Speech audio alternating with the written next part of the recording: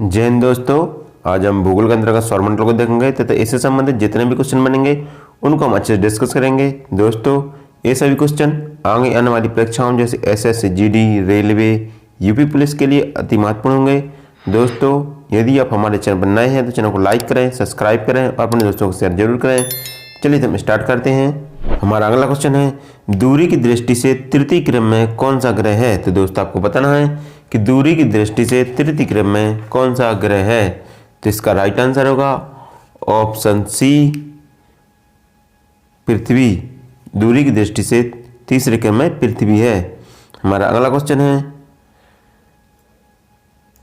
पृथ्वी अपने परिक्रमण मार्ग पर परिक्रमा करते हुए अपने अक्ष द्वारा कक्षा तल पर कितने डिग्री का कोण बनाती है। तो दोस्तों आपको बताना है कि जो पृथ्वी है वो अपने कक्षा तल पर कितने डिग्री का कोण बनाती है। तो इसका राइट आंसर होगा ऑप्शन बी, 66.1/2 डिग्री का कोण बनाती है। हमारा अगला क्वेश्चन है, निम्न में से किन तिथियों को सूर्य की किरणें विषुवत रेखा पर सीधी पड़ती हैं। तो दोस्तों आपको बताना है कि किस तिथि को सूर्य की किरणें विषुवत रेखा पर सीधी पड़ती हैं। तो इसका राइट आंसर होगा ऑप्शन डी, 23 सितंबर और 21 मार्च को सूर्य की किरणें विषुवत रेखा पर सीधी पड़ती हैं। हमारा अगला क्वेश्चन है, निम्नलिखित में से कौन सा तारा पृथ्वी के सर्वाधिक समीप है। तो दोस्तों आपको बताना है कि कौन सा तारा है जो पृथ्वी के सर्वाधिक समीप है। तो इसका राइट आंसर होगा ऑप्शन सी, सूर्य। सूर्य है जो पृथ्वी के सर्वाधिक समीप है। हमारा अगला क्वेश्चन है, सर्वप्रथम किसने प्रतिपादित किया कि सूर्य हमारे सौरमंडल का केंद्र है और पृथ्वी उसकी परिक्रमा करती है। तो दोस्तों आपको बताना है कि सर्वप्रथम किसने बताया था कि सूर्य है जो सौरमंडल का केंद्र है और पृथ्वी उसकी परिक्रमा करती है। तो इसका राइट आंसर होगा ऑप्शन डी, कोपरनिकस। कोपरनिकस ने सर्वप्रथम बताया था कि सूर्य है जो सौरमंडल का केंद्र है और पृथ्वी उसकी परिक्रमा करती है। हमारा अगला क्वेश्चन है, जब दिन और रात की अवधि बराबर होती है तो सूर्य की किरणें सीधी पड़ती हैं। तो दोस्तों आपको बताना है कि जब दिन और रात की अवधि बराबर होती है तो सूर्य की किरणें सीधी कहाँ पड़ती हैं।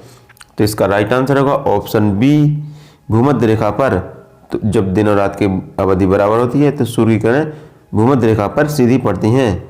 हमारा अगला क्वेश्चन है, यदि पृथ्वी तथा अंतरिक्ष के बीच से वायुमंडल को हटा हुआ माना जाए तो आसमान का रंग कैसा होगा। तो दोस्तों आपको बताना है कि यदि पृथ्वी तथा अंतरिक्ष के बीच से वायुमंडल को हटा हुआ माना जाए तो आसमान का रंग कैसा होगा।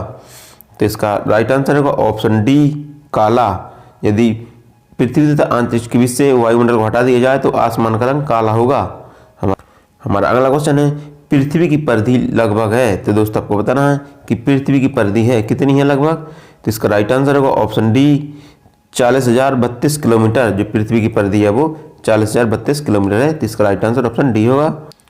हमारा अगला क्वेश्चन है, किस तिथि को उत्तरी गोलार्ध में सबसे लंबा दिन होता है। तो दोस्तों आपको बताना है कि उत्तरी गोलार्ध में सबसे लंबा दिन किस तिथि को होता है। तो इसका राइट आंसर होगा ऑप्शन ए, 21 मार्च। 21 मार्च को उत्तरी गोलार्ध में सबसे लंबा दिन होता है।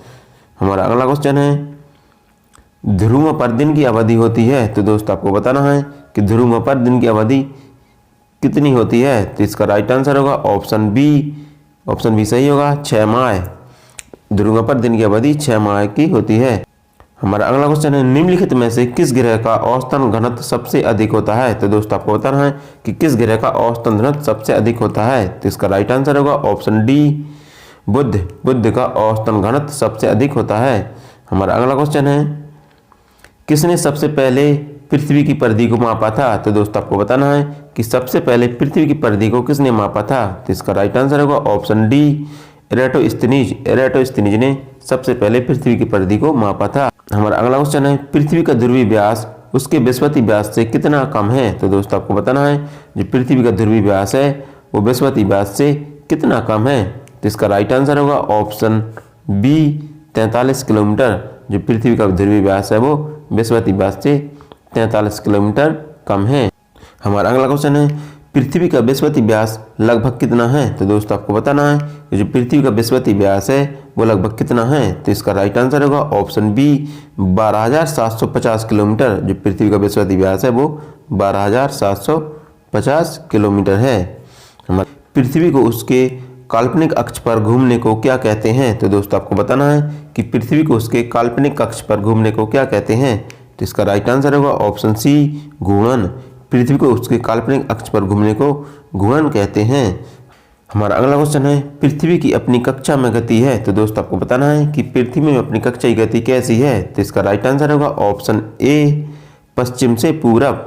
पृथ्वी की गति पश्चिम से पूरब है। हमारा अगला क्वेश्चन है, पृथ्वी तथा सूर्य के मध्य सर्वाधिक दूरी किस के दौरान होती है? तो दोस्तों आपको बताना है कि पृथ्वी तथा सूर्य के मध्य अधिकतम दूरी कब होती है? तो इसका राइट आंसर होगा ऑप्शन सी, अपसौर। अपसौर के समय पृथ्वी तथा सूर्य के बीच अधिकतम दूरी होती है। हमारा अगला क्वेश्चन है, ऋतुएं निम्नलिखित के कारण होती हैं? तो दोस्तों आपको बताना है कि ऋतुएं हैं जो किसके कारण होती हैं? तो इसका राइट आंसर होगा ऑप्शन बी, सूर्य के चारों ओर पृथ्वी का परिक्रमण। सूर्य के चारों ओर पृथ्वी जब परिक्रमा करती है तो ऋतुएं परिवर्तित होती हैं। हमारा अगला क्वेश्चन है, पृथ्वी से आकार में छोटा ग्रह है? तो दोस्तों आपको बताना है कि पृथ्वी से आकार में छोटा ग्रह कौन कौन से हैं?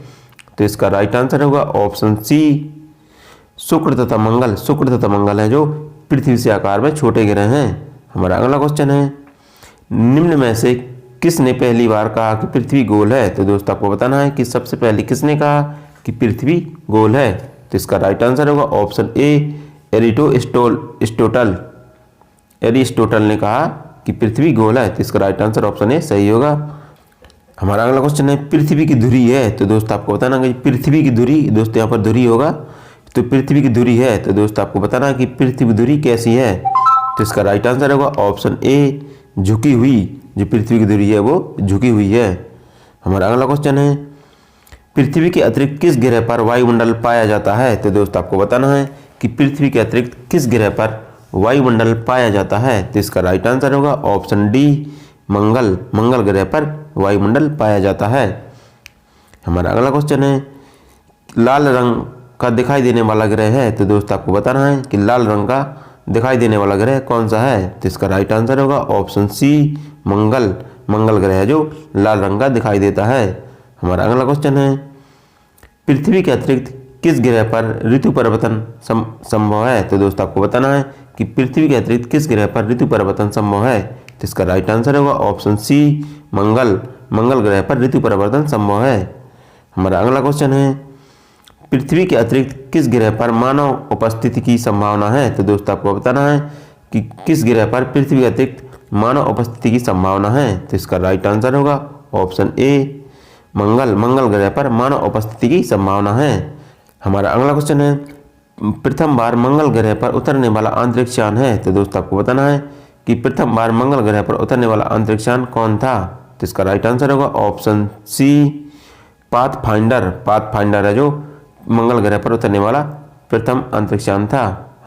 हमारा अगला क्वेश्चन है, किस में पृथ्वी के अलावा अन्य पर जीवन की संभावना है क्योंकि वहाँ पर पर्यावरण जीवन के लिए बहुत अनुकूल है? तो दोस्तों आपको बताना है कि पृथ्वी के अलावा कहाँ पर जीवन की संभावना है जहाँ पर पर्यावरण जीवन के लिए बहुत अनुकूल है? तो इसका राइट आंसर होगा ऑप्शन बी, मंगल। मंगल ग्रह पर जीवन की संभावना है। हमारा अगला क्वेश्चन है, सौरमंडल का सबसे छोटा उपग्रह, दोस्तों यहाँ पर उपग्रह होगा, यहाँ पर उपग्रह होगा, उपग्रह। सौरमंडल का सबसे छोटा उपग्रह कौन है? तो दोस्तों आपको बताना है कि सौरमंडल का सबसे छोटा उपग्रह कौन है? तो इसका राइट आंसर होगा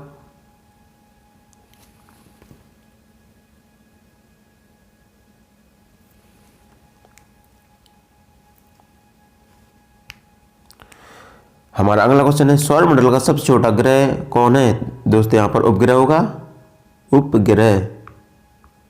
सौरमंडल का सबसे छोटा उपग्रह कौन है? तो इसका राइट आंसर होगा ऑप्शन बी, डिमोस। डिमोस है जो सौरमंडल का सबसे छोटा उपग्रह है। और अगला क्वेश्चन है, रात्रि को आकाश में कौन सा ग्रह लाल दिखाई देता है? तो दोस्तों आपको बताना है कि रात्रि के समय कौन सा ग्रह है जो लाल दिखाई देता है? तो इसका राइट आंसर होगा ऑप्शन बी, मंगल। मंगल ग्रह है जो रात्रि के समय लाल दिखाई देता है। हमारा अगला क्वेश्चन है, सौरमंडल में सबसे बड़ा ग्रह है? तो दोस्तों आपको बताना है कि सौरमंडल में सबसे बड़ा ग्रह कौन सा है? तो इसका राइट आंसर होगा ऑप्शन सी, बृहस्पति है जो सौरमंडल का सबसे बड़ा ग्रह है। हमारा अगला क्वेश्चन है, बृहस्पति ग्रह पर लाल धब्बे किस संकेत के सूचक हैं? तो दोस्तों आपको बताना है कि बृहस्पति ग्रह पर जो लाल धब्बे हैं वो किसके संकेत के सूचक हैं? तो इसका राइट आंसर होगा ऑप्शन सी, अशांत बादल के। जो बृहस्पति ग्रह पर लाल रंग के धब्बे हैं वो अशांत बादल के सूचक हैं। हमारा अगला क्वेश्चन है, संयुक्त राज्य अमेरिका ने किस ग्रह की खोज के लिए गैलीलियो नामक अंतरिक्ष यान भेजा था? तो दोस्तों आपको बताना है कि जो गैलीलियो नामक अंतरिक्ष यान है वो किस ग्रह की खोज के लिए भेजा गया था? तो इसका राइट आंसर है ऑप्शन बी, बृहस्पति। जो गैलीलियो नामक अंतरिक्ष यान है वो बृहस्पति की खोज के लिए भेजा गया था। हमारा अगला क्वेश्चन है, मैगेलन अभियान किस ग्रह से संबंधित है? तो दोस्तों आपको बताना है कि जो मैगेलन अभियान है वो किस ग्रह से संबंधित है? तो इसका राइट आंसर होगा ऑप्शन सी, बृहस्पति। जो मैगेलन अभियान है वो बृहस्पति से संबंधित है। हमारा अगला क्वेश्चन है, शुमेकर लेवी 9 धूमकेतु किस ग्रह से टकराया था? तो दोस्तों आपको बताना है कि जो शुमेकर लेवी 9 है जो धूमकेतु है वो किस ग्रह से टकराया था? तो इसका राइट आंसर होगा ऑप्शन सी, बृहस्पति। जो शुमेकर लेवी 9 धूमकेतु है वो बृहस्पति से टकराया था। हमारा अगला क्वेश्चन है, सूर्य के इर्द गिर्द परिक्रमा में निम्न में कौन सा ग्रह अधिक समय लेता है? तो दोस्तों आपको बताना है कि सूर्य के चारों ओर घूमने में कौन सा ग्रह है जो सबसे अधिक समय लेता है? तो इसका राइट आंसर होगा ऑप्शन बी, बृहस्पति। बृहस्पति है जो सर्वाधिक समय लेता है।